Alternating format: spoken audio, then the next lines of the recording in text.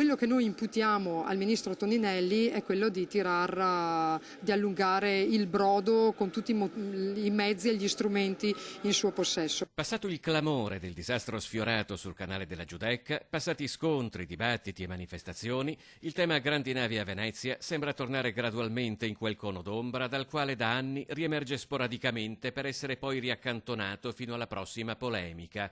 Le secche su cui si è arenato questa volta tracciano un solco profondo tra il Ministero delle Infrastrutture, che punta sulla deviazione della crocieristica a Chioggia o a Lido, e Comune e Regione, che puntano invece su Marghera.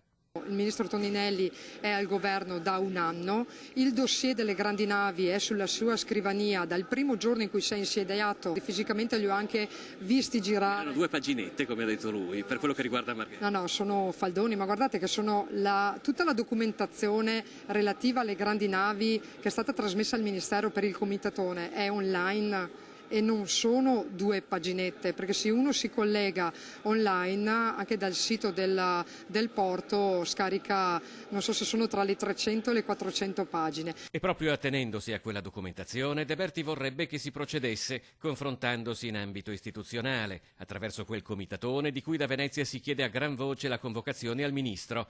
Toninelli ha invece paventato una consultazione popolare a carattere locale per scegliere tra Lido e Chioggia, escludendo quindi la soluzione che proprio il comitatone aveva individuato nel 2017, Marghera. C'è un intervento minimale da fare, 1,8 milioni di metri cubi di fanghi da asportare dal Vittorio Emanuele.